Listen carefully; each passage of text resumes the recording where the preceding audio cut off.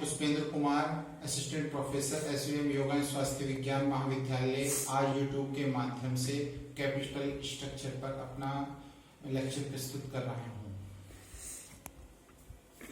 Capital structure से अभिप्राय, जैसे किसी कंपनी को 10 लाख रुपए की आवश्यकता है और ये 10 लाख रुपए वो इक्विटी शेयर इश्यू कर सकती है, इसके लिए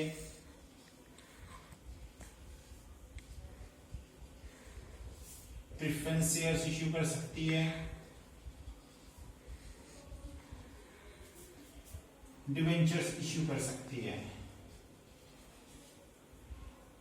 5 लाख रुपए की कंपनी ने इक्विटी शेयर इश्यू किए, 3 लाख रुपए के प्रेफरेंस शेयर इश्यू किए और 2 लाख रुपए के डिवेंचर। तो इस तरीके से कंपनी के 10 लाख रुपए के फंड का अरेंजमेंट हो जाता है। It's capital structure. Capital structure and capitalization दोनों में डिफरेंस होता है। कैपिटलाइजेशन से अभिप्राय कितनी मात्रा में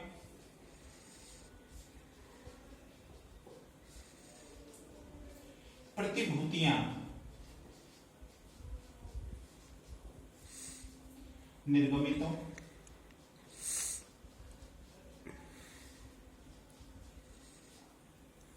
इट मीन्स जैसे हमने अभी 5 लाख रुपए के इक्विटी शेयर इश्यू किए हैं, तो कितनी मात्रा में, how many equity share issue, it means जैसे 100 रुपीज का एक शेयर है तो इसका मतलब कितना शेयर इश्यू होंगे, 5000 इक्विटी शेयर। ये भी 100 रुपीज का है, कितना शेयर इश्यू होंगे, 3000 preference share. It's capitalization. Second, capital structure.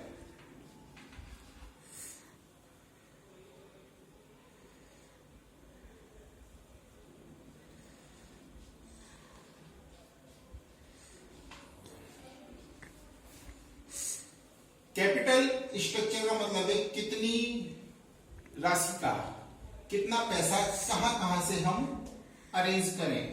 It's capital structure.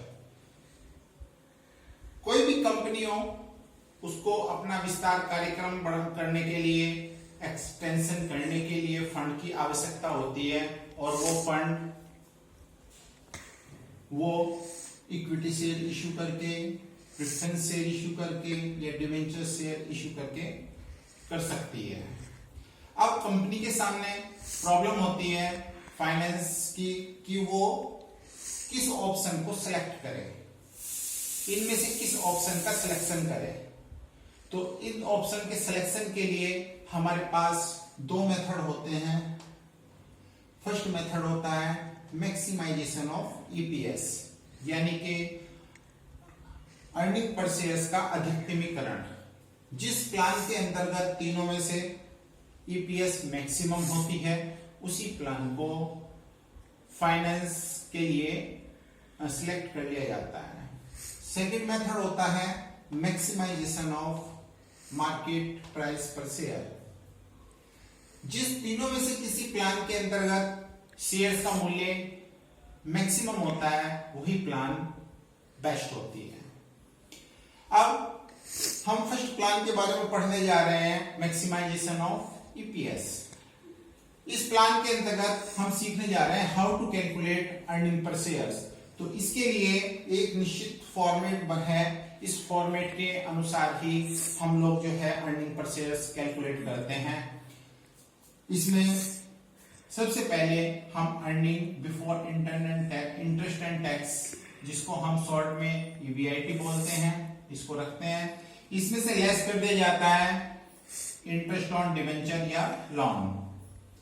इसमें से लेस करने के बाद ईबीटी आ जाता है, जिसको हम अर्निंग बिफोर टैक्स बोलते हैं। फिर लेस करते हैं इसमें से टैक्स।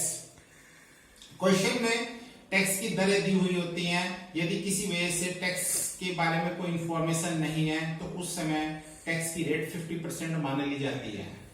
सेकंड, टैक्स लेस करने के बाद अर्निंग आफ्टर टैक्स आ जाता है, जिसको शॉर्ट में हम EAT अर्निंग आफ्टर टैक्स कहते हैं। इसमें से लेस कर दिया जाता है dividend on preference shares. Dividend on preference share less करने के बाद जो शेष धन बचता है ये समतांश भाग में वितरित कर दिया जाता है। इस कारण इसको earning available to equity share holder कहते हैं। इसके उपरांत प्रश्न में ये देखते हैं कि कंपनी के पास नंबर ऑफ इक्विटी शेयर्स कितना है।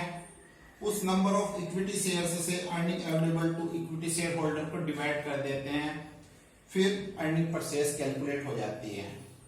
ये प्रक्रिया तीनों प्लानों के अंतर्गत अलग अलग कैलकुलेट करके देखी जाती है। जिस प्लान के अंतर्गत अर्निंग पर शेयर्स मैक्सिमम होता है वही कंपनी के लिए बेस्ट ऑप्शन होता है। आशा करता हूं कि आज के लेक्चर में आपको कैपिटल स्ट्रक्चर के बारे में जानकारी प्राप्त हो गई होगी। धन्यवाद।